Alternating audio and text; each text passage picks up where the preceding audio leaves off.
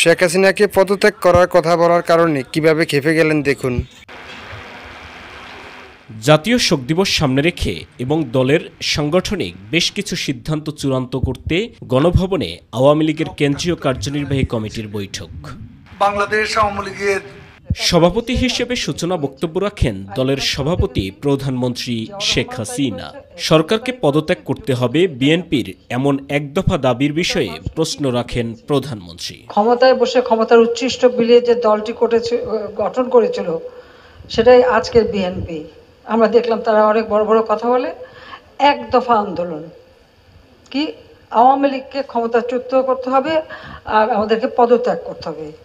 আমার প্রশ্ন, জাতির কাছে প্রশ্ন, কি অপরাধ আমাদের?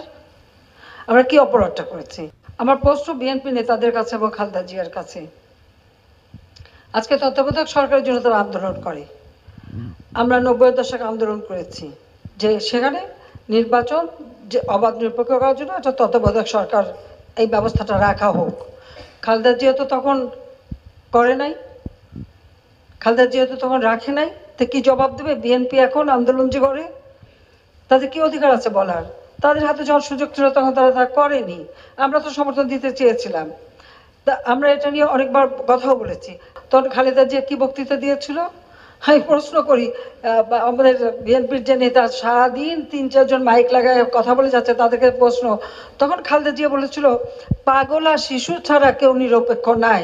তা আমি এখন তাদেরকে জিজ্ঞেস করি তারা পাগলা শিশু পেয়েছে কিনা। এদিকে সরকারকে অব্যাহত দমন নিপীড়ন বন্ধ করে গণহত্যা ও নির্যাতনের জন্য জাতির কাছে ক্ষমা চেয়ে অবিলম্বে পদত্যাগ করার আহ্বান জানিয়েছে বিএনপি। শুক্রবার রাতে দলের সহ দপ্তর সম্পাদক তাইফুল ইসলাম টিপু স্বাক্ষরিত এক বিবৃতিতে মহাসচিব মির্জা ফখরুল ইসলাম আলমগীর এই আহ্বান জানিয়েছেন।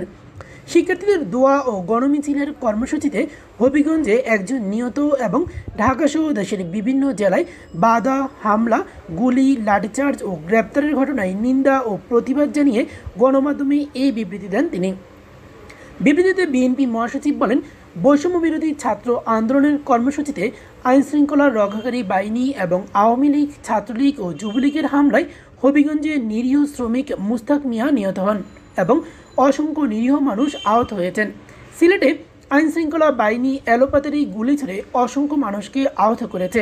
উত্তরায় পুলিশ এবং আওয়ামী লীগের লোকজন গুলি ছুড়ে আহত করেছে শিক্ষার্থীদের। ছাত্রলীগের লোকজন সেখানে নারী শিক্ষার্থীদের একটি বাসায় আটকে রেখে নরসিংদীতে ছাত্রীদের মিছিলে মহিলা আওয়ামী লীগের উচ্ছৃঙ্খল কর্মীরা